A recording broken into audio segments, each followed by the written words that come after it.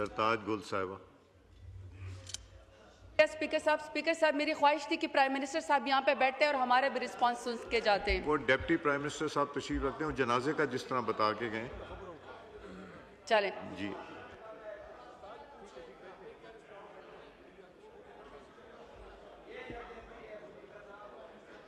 जी सरताज गुल साहिबा। बिस्मिल्लाहिर्रहमानिर्रहीम। इय्याका नअबुदु व इय्याका नस्तईन। या अल्लाह तेरी मदद मांगते हैं और तेरी ही इबादत करते हैं। स्पीकर साहब, कौमों की तारीख में कोई ऐसा दिन, ऐसा लम्हा आ जाता है जिसमें आपकी कौमें फैसला करती हैं कि उसने कहाँ खड़ा होना है। मैं समझती हूँ कि कल रात जो बुज़दिल भारत ने रात के अंधेरे में हमारे मुल्क के पाकिस्तान के ऊपर हमला किया, वो पीपल्स पार्टी के ऊपर हमला नहीं था, वो PMLN के ऊपर हमला नहीं था, वो जमात इस्लामी या MKM के ऊपर हमला नहीं था, वो PTI के ऊपर या किसी भी सियासी जमात के ऊपर हमला नहीं था। वो हमला था, वो मेरे मुल्क पाकिस्तान के ऊपर हमला था।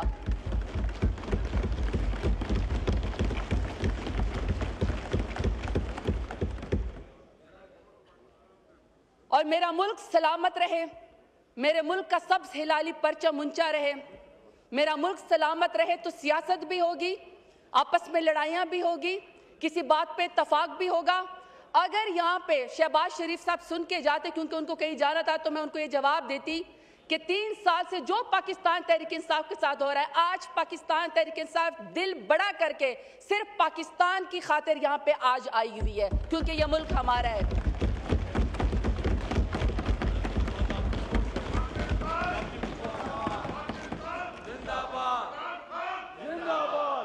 आज हमारा कोई जाती एजेंडा नहीं है, आज हमारी कोई अना नहीं है, आज हम आपसे कोई सवाल नहीं करेंगे, आज हम सिर्फ और सिर्फ पाकिस्तान की बात करेंगे।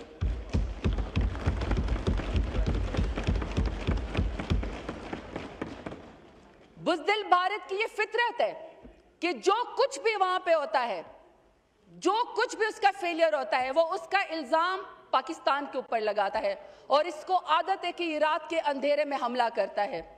हमारी मसाजिद के ऊपर, हमारी मदारिस के ऊपर, हमारी सिविलियंस के ऊपर, बेगुनाह शहरियों के ऊपर और हमारे वाटर रिसोर्सेज के ऊपर जो उसने हमला किया, ये दुनिया को हमें बताना पड़ेगा। और स्पीकर साहब, जवाबी कार्रवाई का पाकिस्तान हक रखता है और जो कल एयर डिफेंस में एयर स्ट्राइक पाकिस्तान की तरफ से हुई, हम उसको शाबाशी भी देते हैं और उसके ऊपर हम फख्र भी करते हैं।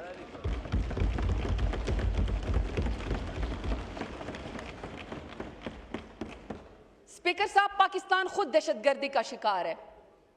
पाकिस्तान में कोई ऐसी जगह महफूज नहीं है जिसमें पाकिस्तान में दहशतगर्दी ना हुई हो।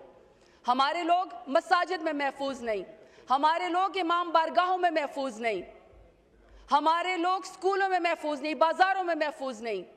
कौन सा ऐसा लम्हा है? 80,000 से ज्यादा हमारे लोग वॉर और टेरर के अंदर पाकिस्तान के लोग जो है वो शहीद हुए, हमने कुर्बानियां दी।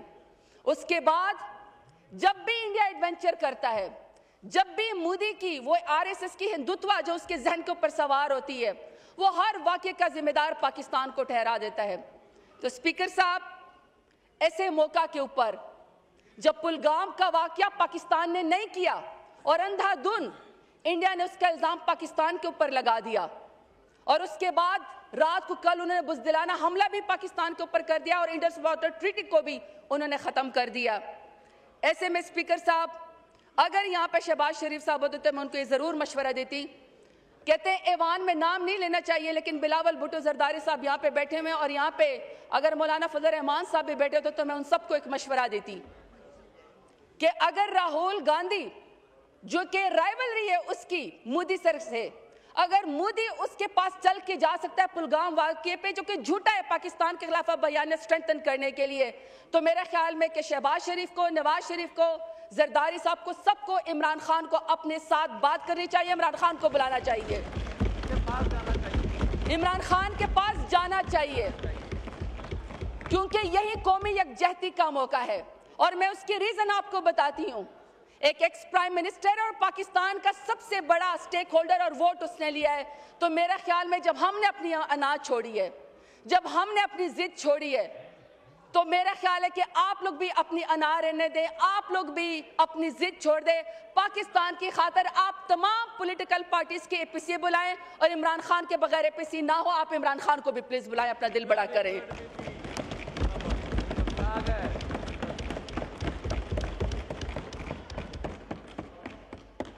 दूसरा, स्पीकर साहब, मेरी यहाँ पे 23 अप्रैल 2024 की मेरी तकरीर मौजूद है और मैंने उस वक्त बात की थी, मैंने यहाँ पे कॉलिंग अटेंशन लेकर आई थी और मैंने पाकिस्तान के पानी के ऊपर जो इंडिया कब्जा कर रहा था, मैंने उसके ऊपर बात की थी। उस वक्त मेरी बात को लॉ मिनिस्टर साहब ने डिनाई किया था, लेकिन चूंकि अब इंडिया पाकिस्तान के खिलाफ टेररिज्म कर चुका है, मेरे स्पीकर साहब ख्वाहिश ये है कि बजाय इसके कि हम यहाँ पे बहुत सारी जज्बाती तकरीरें करें, उससे बेहतर है कि कोई लाएअमल दे। और मेरी ख्वाहिश ये भी थी कि वज़ीर आज़म साहब यहाँ पे क्लियर एंड कट मैसेज देते, हमें बताते कि आगे का अगला हमारा लाएअमल क्या है। मैं समझती हूँ कि पहला पॉइंट हमारा इस वक्त ये होना चाहिए कि हमें अपने डिप्लोमेटिक जितने भी फोरम हैं, इस वक्त मेरे ख्याल में यहाँ पे फॉरेन मिनिस्टर साहब और डिप्टी प्राइम मिनिस्टर साहब बैठे हुए हैं, हमें वर्ल्ड बैंक को इन्वॉल्व करना चाहिए, क्योंकि इंडस वाटर ट्रीटी का जो है वो जो उस वक्त ये पास हुआ था, उसकी जो गारंटी थी वो वर्ल्ड बैंक ने दी है। हमें वर्ल्ड बैंक से जाके बात करनी चाहिए कि आपने ये इंश्योरिटी कराई थी या आपने ये गारंटी दी थी, पाकिस्तान ने अपने हिस्से का पास रखा लेकिन इंडिया ने उसको तोड़ा, तो हमें जो है इसको उसको वो करना चाहिए, अपने साथ इन्वॉल्व। दूसरा, हमें यूएन को आईसीजे में जाना चाहिए और हमें स्पीकर साहब इंडियन इमिग्रेशन पे बात करनी चाहिए। इस वक्त मेरा ख्याल है कि जितना भी हमारा फॉरेन ऑफिस है, उनके डेलीगेट्स और जितने भी पाकिस्तान में किसी भी तमाम मुल्कों के जो डिप्लोमेट्स इस वक्त पाकिस्तान में काम कर रहे हैं, उन सब के पास हमारे फॉरेन मिनिस्टर से डेलीगेशन जाएं, वहां जाके बात करें और मुद्दे की करतूत और इबार की करतूत बताएं। अकबर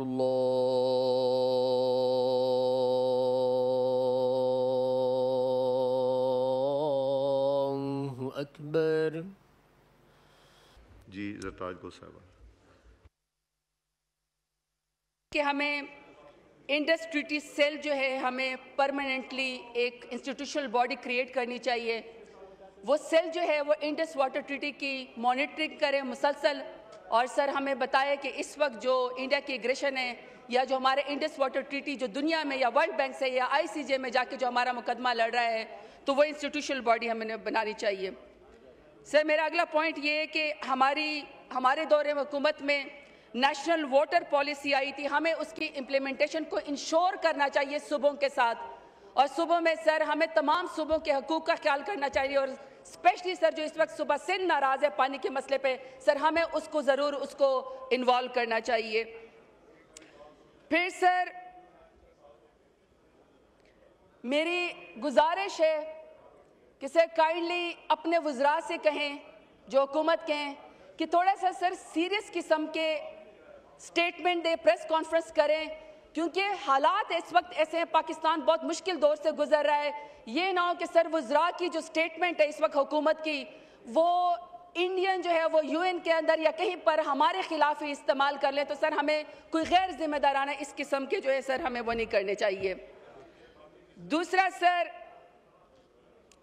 हम बिल्कुल सर अपनी तमाम आर्म फोर्सेस के साथ खड़े हैं, और जब सर जिस तरह कल हमारे एयर डिफेंस ने जिस तरीके से हमारी डिफेंस को सर अश्योर कराया, हमें उसके ऊपर फ़ख्र है। लेकिन सर ये पहला दिन है सर, ये जो जंग होती है ये बड़ी इसके सर बहुत इफेक्ट होते हैं और ये प्रोलॉन्ग हो सकती है।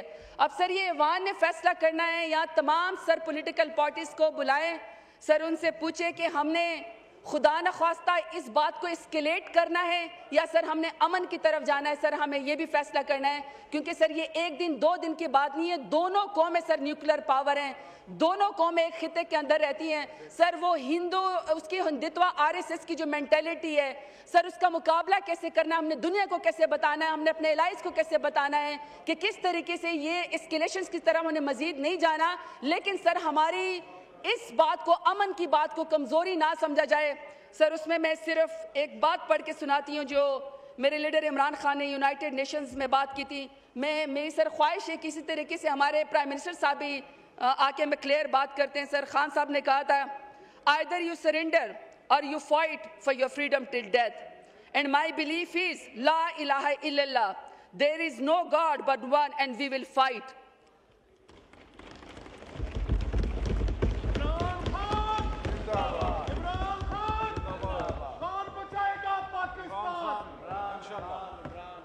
बहुत शुक्रिया स्पीकर साहब। पाकिस्तान जिंदाबाद, पाकिस्तान जिंदाबाद, पाकिस्तान जिंदाबाद, इमरान खान जिंदाबाद। अल्हम्दुलिल्लाह।